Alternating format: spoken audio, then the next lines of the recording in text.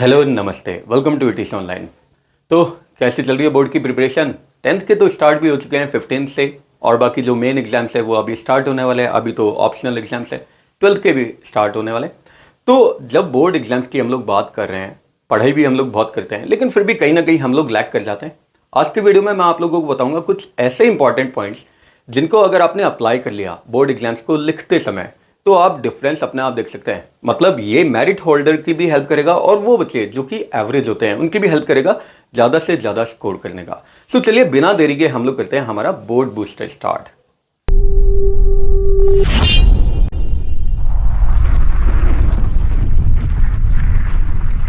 तो स्वागत है आपका बोर्ड बूस्टर में। मैं आप लोगों को कोई जादू टोना या कोई मंत्र वंत्र नहीं बताने वाला कि आप लोगों ने उसे अप्लाई किया और फटाक से आप लोगों के हाईएस्ट मार्क्स आ गए। इनफैक्ट तैयारी एकदम प्रॉपर रखनी है, जैसा पढ़ रहे हैं बस उसको थोड़ा इन्हेंस करना है। मैं जो तरीका आप लोगों को बता रहा हूँ ये सिर्फ है बोर्ड एग्जाम्स को लिखने का तरीका। अगर इससे आप लोगों ने अप्लाई कर लिया तो आप लोग अपनी परफॉर्मेंस खुद देख सकते हैं। मतलब डिफरेंस आप लोगों को खुद से पता चलेगा। और बीइंग एन एग्जामिनर मैं ये सारी बातें आप लोगों को बता रहा हूँ। सो चलिए हम लोग स्टार्ट करते हैं लिखने का तरीका। सो सबसे पहले अगर हम लोग बात करते हैं बोर्ड बूस्टर में वो कौन से टिप्स है जिनसे हम लोग ज़्यादा से ज़्यादा स्कोर कर सकते हैं। देखिए, जनरली आजकल तो जो नोटबुक्स होती है, जो आंसर शीट होती है, उसमें मार्जिन होता है। बट अगर फिर भी मार्जिन नहीं होता, जैसे पहले नहीं होता था मार्जिन, तो हम लोगों को एक मार्जिन ड्रॉ करना होता है। पहले जैसे ही हम लोगों को नोटबुक मिल गई, मतलब आंसर शीट मिल गई, फटाक से अपनी क्रेडेंशियल्स हमें फिल करनी है। 15 मिनट्स मिलते हैं एक्स्ट्रा पेपर रीड करने के। रीड करना, इंग्लिश की अगर मैं बात करूं तो उसमें रीडिंग कॉम्प्रिहेंशन सबसे पहले आता है। सबसे पहले उसी को रीड करना, उसे रीड किए बिना आगे जाना ही मत। और मार्जिन है ये ड्रॉ करना। मार्जिन हमारी हेल्प करता है अलाइनमेंट को प्रॉपर रखने में। अच्छा, अलाइनमेंट क्या होता है? देखिए, बहुत सिंपल से वर्ड्स में मैं आप लोगों को बताता हूँ। हम लोगों ने यहाँ पे पहला वर्ड लिखा, नेक्स्ट वाली लाइन में ये वर्ड यहाँ से स्टार्ट हो रहा है, फिर ये यहाँ से स्टार्ट हो रहा है, तो ये पूरा का पूरा एक सीक्वेंस में चल रहा है। इसे हम लोग अलाइनमेंट बोलते हैं। अब कई बच्चे लोग कैसे लिखते हैं, मतलब वो यहाँ लिख देंगे, जैसे ये लिख दिया ड्रॉ मार्जिन, फिर यहाँ से लिखना स्टार्ट कर देंगे, मेंटेन यहाँ से लिखना, और फिर राइट यहाँ से लिखना। तो ये जो अलाइनमेंट होता है ये ऐसे गड़बड़ हो गया और ये दिखने में बहुत ही गंदा लगता है। सो ये जो अलाइनमेंट होता है, हालांकि इनके मार्क्स वगैरह नहीं होते, लेकिन ये फॉर्मेटिंग में हेल्प करता है। मतलब ये ज़्यादा से ज़्यादा मार्क्स स्कोर करने में हमारी हेल्प करेगा। जहाँ पे हमारे मार्क्स कट सकते हैं, एग्जामिनर वहाँ पे अवॉइड करेगा मार्क्स काटना। सो अलाइनमेंट को पूरे में मतलब पूरे के पूरे पेपर में मेंटेन करके रखना है। फिर आता है आंसर नंबर, हमें लेफ्ट हैंड साइड रखना। अच्छा, मार्जिन हम लोगों ने ड्रॉ कर दिया, ये मार्जिन। अब ये वाली जो साइड है ये सिर्फ और सिर्फ आंसर नंबर की होती है। इस तरफ आंसर नंबर लिखना है और इस तरफ हमें सारे आंसर्स लिखने हैं। मतलब जितने भी आंसर नंबर होंगे वो सारे के सारे इधर आएंगे। अब कैसे, जैसे मैं बता देता हूँ। मान लीजिए जैसे फर्स्ट वाला क्वेश्चन है, तो यहाँ पे हम लोग लिखेंगे फर्स्ट पैसेज आता है, और इस फर्स्ट पैसेज में हमारे पास 10 क्वेश्चन आते हैं, या 8 भी आते हैं या 12 भी आते हैं। तो यहाँ पे हमने लिख दिया फर्स्ट, ये वाली लाइन आप ब्लैंक छोड़ दीजिए। उसके बाद यहाँ पे हम लोग लिखेंगे फर्स्ट, ठीक है, और ये हमारा आंसर नंबर है, और यहाँ पे हम लोगों को आंसर लिखना है, ठीक। अच्छा, इस साइड मतलब ये जो राइट हैंड साइड वाला है ये सिर्फ आंसर नंबर के लिए, इधर क्वेश्चन नंबर का कोई भी पॉइंट नहीं आना चाहिए। फिर उसके बाद राइट एमसीक्यूज वर्टिकली। अच्छा, एमसीक्यूज जो होते हैं उसे हमें वर्टिकली लिखना है। अब वर्टिकली मतलब इस तरीके से सीक्वेंस में हम लोगों को इसी तरीके से नीचे जाते हुए लिखना है। कई बच्चे लोग क्या करते हैं, मैं आप लोगों को बता देता हूँ। जैसे वो लोग लिखते कैसे, फर्स्ट का आंसर यहाँ पे लिख दिया ए, और फिर सेकंड का आंसर यहाँ पे लिख दिया बी, और फिर थर्ड में यहाँ पे लिख दिया, थर्ड है तो उसे यहाँ पे लिख दिया सी। ऐसे नहीं लिखना है, हमें लिखना है फर्स्ट ए, फिर एक लाइन का गैप देके सेकंड बी, और फिर एक लाइन का गैप देके ये आ गया थर्ड सी। क्योंकि हम लोगों को लगता है कि यार ऑब्जेक्टिव तो है तो ऐसे लिख दो। तो ये तो अभी मैंने आप लोगों को बताया ये सिर्फ आंसर के लिए होता है। हमने ये जो लिखा है सेकंड, ये तो क्वेश्चन नंबर है, मतलब आंसर नंबर है, और ये इस तरफ आ गया, तो ये भी हमारी बहुत सारी जगह पे एरर करवा देता है, और इसके भी हम लोगों को मार्क्स सेक्रीफाइस करना पड़ता है। इसलिए जितने भी ऑब्जेक्टिव्स होते हैं वो सारे हमें वर्टिकली लिखना है। फिर क्वेश्चन नंबर एकदम प्रॉपरली लिखना है, ये सबसे ज़्यादा इंपॉर्टेंट पॉइंट है। क्वेश्चन नंबर हमेशा एकदम प्रॉपर होना चाहिए। अच्छा, क्वेश्चन नंबर प्रॉपर होने का क्या मतलब है? मतलब बहुत सारे बच्चे होते हैं, जैसे उन लोगों ने लिखा, मान लीजिए किसी को लिखना है आंसर नंबर ई लिखना है, ई, अब वो ई को ऐसे लिख देंगे। अब ये क्या पता चल रहा है, ये दिखने में सी भी लग रहा है और ई भी लग रहा है, तो एग्जामिनर क्या चेक करेगा, अब मान लीजिए अगर ये ऑब्जेक्टिव होता है और इसका आपने डायरेक्ट आंसर लिख दिया ए, ठीक है, अब एग्जामिनर किसको चेक करेगा, सी को चेक करेगा या फिर ई को चेक करेगा, पता नहीं चलेगा उसे। तो इसलिए यहां पे आप लोगों का आंसर सही होते हुए भी गलत हो सकता है। तो हमेशा जो क्वेश्चन एंड आंसर है उसे एकदम प्रॉपर लिखना है, मतलब आंसर नंबर एकदम प्रॉपर लिखना है। फिर क्वेश्चन के जो पार्ट्स होते हैं उसे भी प्रॉपरली लिखना है। क्वेश्चन के पार्ट्स कैसे, जैसे मैं इंग्लिश की बात कर लेता हूं, तो इंग्लिश में क्या होता है, हमारे पास स्टैंजा आता है, फाइन, पोम आती है हमारे पास, सीन पैसेज में स्टैंजा आता है और उसमें हम लोगों को 2 क्वेश्चन दिए रहते हैं, उसमें से कोई भी एक हम लोगों को करना होता है। जैसे मैं आप लोगों को बता देता हूं, यहां पे हम लोग क्वेश्चन पेपर देख लेते हैं। तो इसमें क्वेश्चन नंबर 7 को अभी मैं निकालता हूं।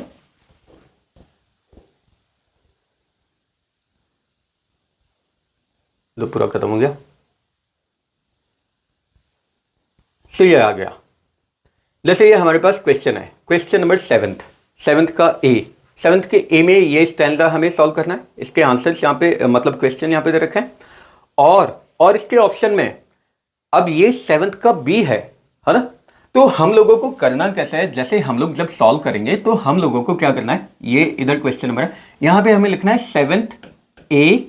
7th ए लिख दिया, इस लाइन को पूरा ब्लैंक छोड़ देना है और फिर यहाँ पे 7th जैसे ए वाला हम लोग कर रहे हैं तो उसका आंसर नंबर फर्स्ट यहाँ पे आंसर लिख देना है, फिर आंसर नंबर 2 यहाँ पे आंसर लिख देना है। अच्छा, इसके पीछे भी रीजन बता देता हूँ। मान लीजिए आप लोगों ने डायरेक्ट 7th लिखा, जैसे मैंने देखा है बहुत सारे बच्चों को ऐसा करते हुए, यहाँ पे डायरेक्ट आप लोगों ने 7th लिख दिया।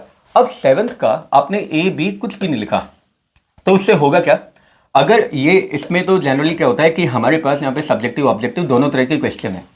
अगर सिर्फ ऑब्जेक्टिव होते हैं, क्योंकि कई बार आता भी है ऐसा, 7th लिख दिया, सिर्फ ऑब्जेक्टिव लिखा और यहाँ पे बच्चों ने आंसर लिख दिया, इसका ए हो गया, इसका बी लिख दिया और 7th का जो बी है उसमें भी ऐसा ऑब्जेक्टिव है, तो एग्जामिनर को क्या पता चलेगा कि भाई ये ए बी ये किसके आंसर है, 7th के ए वाले के आंसर है या बी वाले के आंसर है, और वो कंफ्यूज हो जाएगा। हो सकता है आप लोगों को सही होते हुए भी वहां पे बिल्कुल गलत कंसिडर कर लिया जाए। इसलिए क्वेश्चन नंबर एकदम प्रॉपर लिखना है। 7th ए का ये फर्स्ट आ गया, जैसे 7th बी लिखना है, अगर ए की जगह मैं बी लिखता हूं तो 7 बी, ये वाली लाइन एकदम ब्लैंक छोड़ देना, फिर यहाँ पे फर्स्ट तो इसका आंसर, 2 तो इसका आंसर। तो ये है क्वेश्चन नंबर के जितने भी पार्ट्स होते हैं उन्हें भी हम लोगों को एकदम प्रॉपर तरीके से लिखना है। फिर उसके बाद हम लोग आ जाते हैं, पॉइंट नंबर 6 हो गया, 7th पे आ जाता है, इन MCQs right options with the complete answer. हाँ, ये एक और इंपॉर्टेंट बात, बच्चे क्या करते हैं, जहां पे एमसीक्यूज आ जाते हैं वहां पे डायरेक्ट ऑप्शन लिख देते हैं। जैसे कोई भी क्वेश्चन हमने डाला, क्वेश्चन नंबर जैसे डाल दिया 2 और डायरेक्ट उसका ऑप्शन लिख दिया। अब इसमें गड़बड़ क्या होती है, जैसे सेम वही वाला पॉइंट, किसी बच्चे ने लिखा, मान लेते हैं ए लिखा, उसने ए लिखा तो उसने ए ऐसे लिख दिया, या फिर बहुत गंदी हैंडराइटिंग होती है बहुत सारे बच्चे लोगों की, उसने ए ऐसे लिख दिया। अब एक बात बताइए, आपको ये ए लग रहा है या ये डी लग रहा है? ऑब्वियसली एग्जामिनर भी वैसे कंफ्यूज हो जाएगा कि ये ए है या डी है। मान लीजिए इसका आंसर ए होता है और एग्जामिनर को लगा कि यार ये तो इसने डी लिखा है, क्योंकि यहाँ पे सिर्फ हमने ऑप्शन लिखे हैं, आंसर नहीं लिखे, और वो डी समझ के इसे चेक कर देगा, जबकि आप लोगों ने एक्चुअली ए का आंसर किया। इसलिए क्या करना है, हमें दोनों लिखना है, ए लिखना है और फिर इसको ब्रैकेट में लिखना है, और फिर यहाँ पे उस ए का जो आंसर है, मतलब वो जो ऑब्जेक्टिव क्वेश्चन जो है ना, उसका जिसका आंसर ए बन रहा है वो पूरा का पूरा आंसर भी यहाँ पे लिखना है। तो अगर मान लो एग्जामिनर को ये अगर डी लगा और आपने ए लिखा है, ये अगर उससे डी लगा तो वो आगे का आंसर पड़ेगा और उसे पता चलेगा कि हाँ ये तो डी का आंसर ही नहीं, मतलब ये तो ए का आंसर है, तो आपका वो सही हो जाएगा। अदरवाइज सही होते हुए भी गलत हो जाएगा। इसलिए हमेशा एमसीक्यूज जब भी आप लोग करें तो उसके साथ में उसके आंसर भी लिखने, और वो भी लिखना कैसे, जैसे क्वेश्चन में गिवन होता है। क्वेश्चन में कैसे गिवन होता है, पहले ऑप्शन होता है उसके बाद में आंसर होता है, क्योंकि मैंने बहुत सारे बच्चों को देखा है कि वो पहले आंसर लिख देते हैं और उसके बाद में ऑप्शन लिखते हैं। तो यार ये तरीका बिल्कुल गलत है। अगर ये तरीका अडॉप्टेड होता, सही होता, तो क्वेश्चन पेपर में भी ऐसे दिया जाता है। लेकिन क्वेश्चन पेपर में क्या ऐसे दिया जाता है? नहीं ना, उसमें कैसे दिया जाता है, पहले ऑप्शन होता है एंड देन उसका आंसर होता है। तो यहाँ पे भी हमें पहले ऑप्शन लिखना है फिर उसका आंसर। ये तरीका बिल्कुल भी यूज नहीं करना है।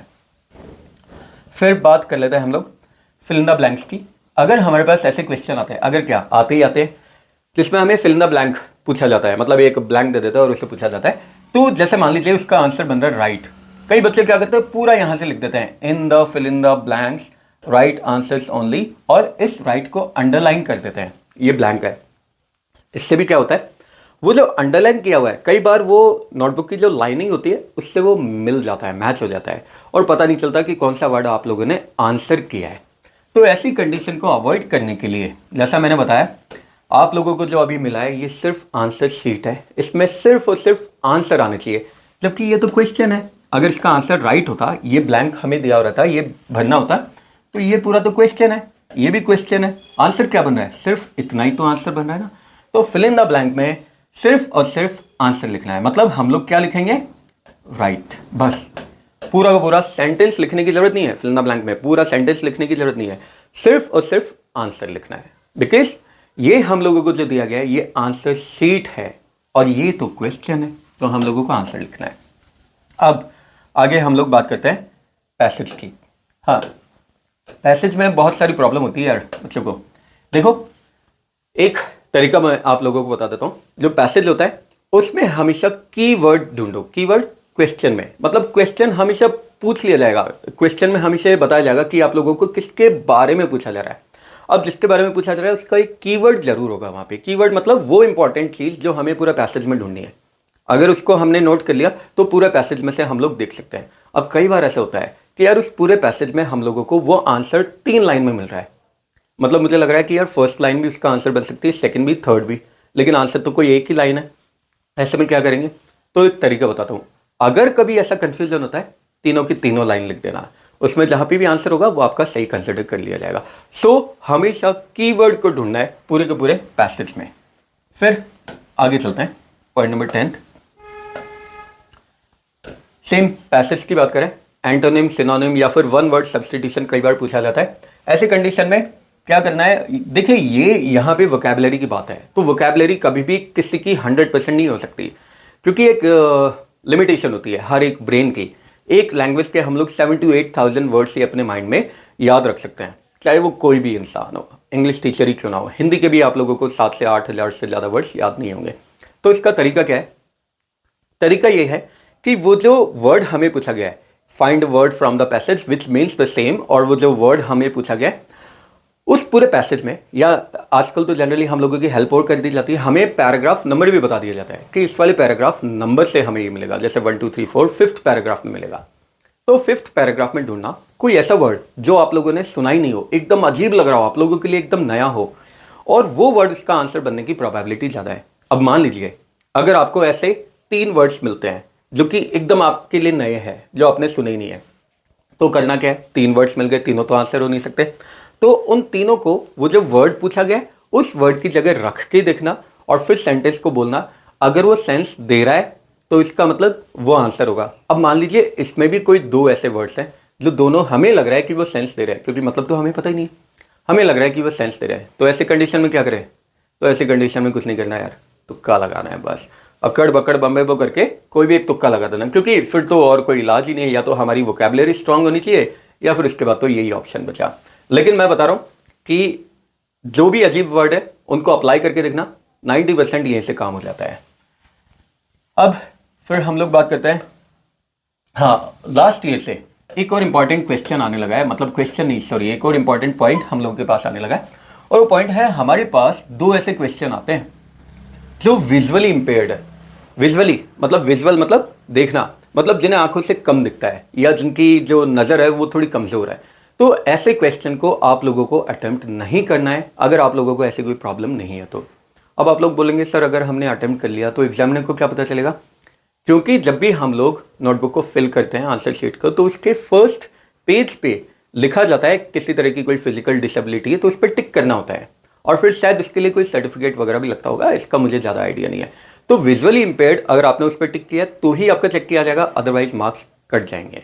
ठीक है, एनालिटिकल पैराग्राफ में भी ऐसा आता है, इसलिए मैं बता रहा हूँ। तो ये विजुअली इंपेयर्ड वाला आप लोगों को अटेम्प्ट नहीं करना है अगर आप लोग विजुअली इंपेयर्ड नहीं है तो। फिर नेक्स्ट पे चलते हैं। हाँ, एक और इंपॉर्टेंट बात मैं बता रहा हूँ, जितने भी क्वेश्चंस हैं सारे के सारे अटेम्प्ट करने, स्पेशली एमसीक्यूज में। अच्छा, एमसीक्यूज में कई बार ऐसे होता है जैसे 12 क्वेश्चन पूछे गए और उनमें से बोला गया आंसर एनी 10, मतलब आउट ऑफ 12 आंसर एनी 10।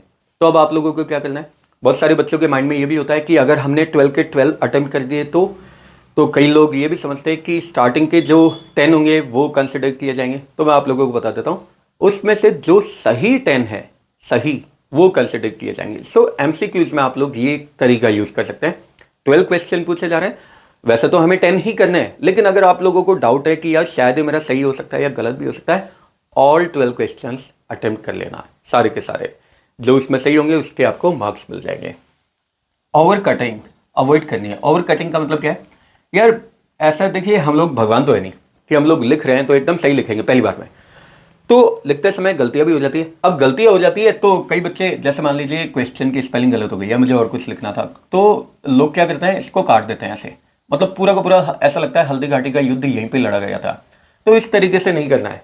करना क्या है, अगर ये गलत हो गया तो यार बहुत ही सिंपल सा तरीका है, इसको इस तरीके से काट देना है, बस पता चल जाएगा। 2 लाइन से उसको क्रॉस कर देना है। और अगर ये पूरा का पूरा, जैसे मान लीजिए ये पूरा का पूरा पैराग्राफ है, ये अगर गलत हो गया तो, या फिर 2-3 लाइन एक साथ गलत हो गई, या हम लोग कोई सब्जेक्टिव क्वेश्चन अटेम्प्ट कर रहे हैं वो पूरा गलत हो गया, तो करना क्या है, इस पूरे क्वेश्चन को इस तरीके से कट करना है और ऊपर एक लाइन ड्रॉ करनी है, नीचे एक लाइन ड्रॉ करनी है। क्योंकि कई बार हम लोग जब ये कट करते हैं तो ये लाइन नीचे तक आ जाती है, तो एग्जामिनर को ये पता रहे कि हाँ इस वाली का मार्जिन यहीं तक है, मतलब ये यहीं तक इसने कट किया है, नीचे वाली लाइन को कट नहीं किया है। इसलिए ओवर कटिंग हमेशा अवॉइड करनी है। बहुत गंदी नोटबुक लगती है इससे, और एग्जामिनर का, तुम लोगों का इंप्रेशन एग्जामिनर पे खराब हो जाता है। फिर नेक्स्ट आता है, do not right the answer in points. हाँ, लिटरेचर में, लिटरेचर मतलब हिंदी और इंग्लिश स्पेशली, कभी भी कोई भी आंसर पॉइंट्स में नहीं लिखना है until and unless it is specifically asked in the question, जब तक कि क्वेश्चन में पूछा नहीं गया है। क्योंकि जनरली मैंने बहुत सारे बच्चे लोगों को देखा है, एनालिटिकल पैराग्राफ वो भी पॉइंट्स में लिख देते हैं यार। इनफैक्ट लेटर राइटिंग को भी पॉइंट्स में लिख देते हैं कि भाई जैसे लेटर ऑफ कंप्लेन लिखा तो ये बहुत सारी प्रॉब्लम्स हैं, तो उन सबको पॉइंट्स में लिख दिया, बिल्कुल भी जरूरत नहीं है। या फिर कोई भी क्वेश्चन पूछा गया, जैसे what are the 3 characteristics of an author, तो उसको हमने पॉइंट्स में लिख दिया। नहीं, जब तक आप लोगों को क्वेश्चन में नहीं बोला जा रहा कि पॉइंट्स में अपना आंसर लिखना है, पॉइंट्स में बिल्कुल नहीं लिखना। लिटरेचर में ये बिल्कुल भी एक्सेप्ट नहीं किया जाता है, इसलिए पॉइंट्स को हमेशा अवॉइड करना है। Do not leave any question unattempted. कोई भी क्वेश्चन आपको अनअटेम्प्टेड नहीं रखना है, हर एक क्वेश्चन को अटेम्प्ट करना है। फायदा इसका क्या मिलता है, देखिए हम लोगों की जो मार्किंग स्कीम होती है उसको डिवाइड किया जाता है। मतलब जैसे एक क्वेश्चन है 3 मार्क्स का है, तो ऐसा नहीं है कि उसमें पूरा का पूरा चेक किया और 3 मार्क्स में से कुछ भी दे दिया, उसे भी डिवाइड किया जाएगा। जैसे 3 मार्क्स वाले जो क्वेश्चन है उसमें 2+1 की मार्किंग स्कीम होती है, मतलब 2 का कंटेंट होता है और 1 की ग्रामेटिकल एरर वगैरह, एक्यूरेसी वगैरह होती है। तो डिवाइड जब इससे किया गया तो ऑब्वियस है कि नंबर भी हम लोगों को डिवाइड करके दिए जाएंगे। इसलिए कोई भी क्वेश्चन आप लोगों को अनअटेम्प्टेड नहीं छोड़ना है। कुछ भी आप लोगों ने लिखा है, कुछ भी, अगर उसमें से मैं बता रहा हूँ 1-2 पॉइंट भी अगर मैच हो रहे हैं तो नंबर उसके मिल जाते हैं, चाहे वो आधा ही नंबर मिले, और आधे आधे नंबर करके भी बहुत सारे हो जाते हैं। कई बार इनफैक्ट कुछ लोगों की 2nd डिवीजन बन रही है, आधा आधा नंबर से वो 1st डिवीजन बन जाती है। इसलिए हर एक क्वेश्चन अटेम्प्ट करना है, आता है तो भी, नहीं आता तो भी अटेम्प्ट करना है। आप लोगों को कोई क्वेश्चन पूछा गया है, वो क्वेश्चन आपको बिल्कुल नहीं आता, जैसे मान लीजिए कि भोली वाले चैप्टर का कोई क्वेश्चन पूछेगा, आपको वो उस क्वेश्चन का आंसर नहीं आता, तो उस चैप्टर में से जो कुछ भी आता है वो लिख देना, लेकिन लिखना जरूर, खाली बिल्कुल भी नहीं छोड़ना है। Read the seen passage thoroughly, read the seen passage thoroughly and then the short and long questions. अच्छा, ये हमारी किस्मत पे डिपेंड करता है। मैंने बहुत बार ऐसे भी पेपर्स लिखे हैं जिसमें जो सीन पैसेज होता है ना, लास्ट में जो आता है, वो जो पैसेज आते हैं हमारे पास, कई क्वेश्चन ऐसे होते हैं लॉन्ग में या शॉर्ट में जो उसी में से पूछ ली जाते हैं। तो इसलिए अगर आप लोगों की किस्मत अच्छी है तो यहाँ पे आप लोगों की हेल्प मिल जाएगी। मतलब सीन पैसेज को अच्छे से पढ़ना, सीन पैसेज जो हमें क्वेश्चन नंबर 8th और 9th में मिलते हैं, और उसके बाद जो शॉर्ट और लॉन्ग आंसर क्वेश्चन है उनको भी अच्छे से पढ़ना। हो सकता है कि शायद आप लोगों से जैसे भोली वाले चैप्टर का ही कोई क्वेश्चन पूछा गया और उसी चैप्टर का कोई कोई पैराग्राफ आप लोगों को सीन पैसेज में दे दिया गया, तो इससे हमारी हेल्प हो जाएगी। अगर हमें आंसर नहीं आता तो हो सकता है उसमें से कुछ हमें कीवर्ड्स मिल जाए। इसलिए सीन पैसेज को बहुत अच्छे से देखना, कुछ क्वेश्चन के शायद आंसर उसमें से पूछे जा सकते हैं। राइटिंग सेक्शन हमेशा एक नए पेज से स्टार्ट होना चाहिए। राइटिंग में क्लास 10th की अगर मैं बात करता हूँ तो सिर्फ हमारे पास दो ही चीज़ें हैं, और क्लास 12th में हमारे पास सब कुछ राइटिंग में ही है। ग्रामर में इंटीग्रेटेड ग्रामर कुछ भी नहीं है। So writing section class 10th और 12th दोनों के लिए हमेशा एक नए पेज से स्टार्ट करना चाहिए। स्पेशली वो सारे राइटिंग पोर्शन जो एक बॉक्स में आते हैं, जैसे क्लास 12th में एडवर्टीजमेंट की हम लोग बात करते हैं, नोटिस की हम लोग बात करते हैं, या फिर हम लोग इन्विटेशन की बात करते हैं। ये सारे के सारे बॉक्स में आते हैं। इनको तो हमेशा एकदम फ्रेश पेज से ही स्टार्ट करना है। कभी भी कोई पेज जिसमें बच गया, आधा भी बच गया, तो वहाँ से स्टार्ट मत करना है। तो राइटिंग हमेशा फ्रेश पेज से स्टार्ट करना है, स्पेशली जिनमें बॉक्स बनता है। हर एक क्वेश्चन के बाद में 2 लाइन का गैप देना है, मिनिमम एक तो होना ही चाहिए। अच्छा, इससे फायदा क्या होगा? देखिए, एक क्वेश्चन आपने लिखा, उसके बाद 2 लाइन का आपने गैप दिया, तो एक तो दिखने में अच्छा लगेगा। दूसरा, कई बार ऐसा होता है कि यार मैंने कोई क्वेश्चन कर लिया, अब थोड़े टाइम बाद में मुझे एक पॉइंट याद आया कि यार इस क्वेश्चन में अगर मैं ये वाला पॉइंट भी लिख देता तो हो सकता है शायद और ज़्यादा मुझे मार्क्स मिल जाते, या फिर ये पॉइंट मैं मिस कर गया, इसे मुझे लिखना चाहिए था। 2 लाइन का अगर हमने गैप दिया ना, तो 1 लाइन में हम लोग वो लिख सकते हैं। हॉटस्पॉट्स नहीं लगेगा, मार्जिन हमारे पास थोड़ा रहेगा, और फिर भी 1 लाइन हमारे पास बच जाएगी। इसलिए 2 लाइन का मैं प्रीफर करता हूँ। 1 लाइन तो मिनिमम होनी ही होनी चाहिए। एक आंसर करने के बाद 1 लाइन का गैप दूसरी में होना ही होना चाहिए। फिर नेक्स्ट हम लोग बात करते हैं फैंसी वर्ड्स। यार ये एक बहुत ही इंपॉर्टेंट बात है जो मैं आप लोगों को बताना चाहता हूँ। बहुत सारे बच्चे मुझे बोलते हैं कि हमारी स्कूल्स में बताया गया है कि आप लोगों को बहुत फैंसी वर्ड्स यूज़ करना है, हाई एंड वोकैबुलरी यूज़ करनी है। देखिए, बिल्कुल करिए, लेकिन तभी जब आप उसके बारे में 100% कॉन्फिडेंट है, एकदम श्योर है। अदरवाइज एग्जामिनर ऐसा नहीं है कि आप लोगों को जो मार्क्स देता है वो फैंसी वर्ड्स के बेसिस पे देता है, आंसर के बेसिस पे देता है। और जो आंसर होते हैं उसके पास पूरी आंसर की आती है जिसमें की पॉइंट्स लिखे रहते हैं, तो उसे वो की पॉइंट्स ढूंढना है। लैंग्वेज एकदम प्रॉपर होनी चाहिए, ग्रामेटिकली करेक्ट होनी चाहिए। फिर उससे मतलब नहीं है फैंसी वर्ड्स यूज़ किया आपने, हाई एंड वोकैबुलरी यूज़ किया, फिर एकदम सिंपल लैंग्वेज आप लोगों ने अगर अपना आइडिया कन्वे किया है, he would award you with the full marks. Otherwise गलत है, फैंसी वर्ड्स हमने यूज़ किए हैं और पता चला वो फैंसी वर्ड हमने अभी 2 दिन पहले ही याद किया था, वो कोई नाउन था, हमने उसे वर्ब की जगह यूज़ कर दिया, अर्थ का अनर्थ हो गया ना गड़बड़। इसलिए फैंसी वर्ड्स तभी यूज़ करना है जब तक कि आप उसके बारे में पूरी तरह से श्योर नहीं हो। सिंपल और ग्रामेटिकली करेक्ट लैंग्वेज यूज़ होनी चाहिए, चाहे उसमें कोई एक भी फैंसी वर्ड नहीं है। लेमैन लैंग्वेज जो हम लोग यूजुअली स्पोकन में यूज़ लेते हैं, अगर वो वाली भी हम लोग यूज़ करें तो भी काम चलेगा। एक और इंपॉर्टेंट बात, कोई भी एक्स्ट्रा चीज पेपर पे नहीं लिखनी है। This is the answer sheet only which should include only the answers. इस पे आंसर के अलावा कुछ भी नहीं होना चाहिए, क्योंकि बहुत सारे बच्चे क्या लिखते हैं, जैसे उन्होंने लिख दिया कोई क्वेश्चन अगर गलत हो गया तो लिख दिया सॉरी लिख दिया, या फिर पेपर के एकदम एंडिंग में द एंड लिख दिया, या फिर कई बार क्या होता है कि जैसे मैंने नोटबुक चेक की है तो उनमें बताता हूँ, जैसे क्वेश्चन नंबर इसने लिख दिया 5th और 5th का आंसर लिख दिया बच्चे ने यहाँ पे, अब आंसर नंबर 6 लिख दिया और इसका उसे आंसर नहीं है, तो यहाँ लिख देते हैं ऑन द नेक्स्ट पेज, और नेक्स्ट पेज के बाद में फिर वो करने लग जाते हैं क्वेश्चन नंबर 7th। तो यार ऐसे नहीं करना है, यहाँ पे करो ही मत इसे। अगर नहीं आ रहा तो 5th के बाद डायरेक्ट 7th करो, लेकिन कोई भी एक्स्ट्रा चीज़ नहीं लिखनी है। Sorry, thank you, on the next page. हाँ, पीटीओ हम जरूर लिख सकते हैं, और ये जो पीटीओ होता है ये भी कहाँ लिखा जाता है, देखिए पीटीओ का मतलब होता है प्लीज टर्न ओवर। तो वो पेज जो हमें टर्न करना है, मतलब कोई भी नोटबुक होती है उसमें 2 पेजेस आते हैं इस तरीके से, तो ये वाला जो पेज है ये तो टर्न करना ही नहीं है, ये वाला पेज टर्न करना पड़ेगा वापस इस तरीके से। तो इस वाले पेज के एकदम एंडिंग में, मतलब एकदम यहाँ हम लोग नीचे लिखेंगे बस पीटीओ। वो भी तब हमें लिखना है जब यहाँ पे 2-3 लाइन बच गई है, तो एग्जामिनर को कई बार कंफ्यूजन हो जाता है कि भाई यहाँ पे ये एंड हुआ है नहीं हुआ, तो इसलिए पीटीओ लिखना है, और वो भी एकदम एंडिंग में, which is not compulsory at all, ये भी कंपल्सरी नहीं है। तो ये सारी हमारे पास वो टिप्स होगी जिन्हें हम बोर्ड एग्जाम्स में यूज़ कर सकते हैं टू गेट हायर मार्क्स।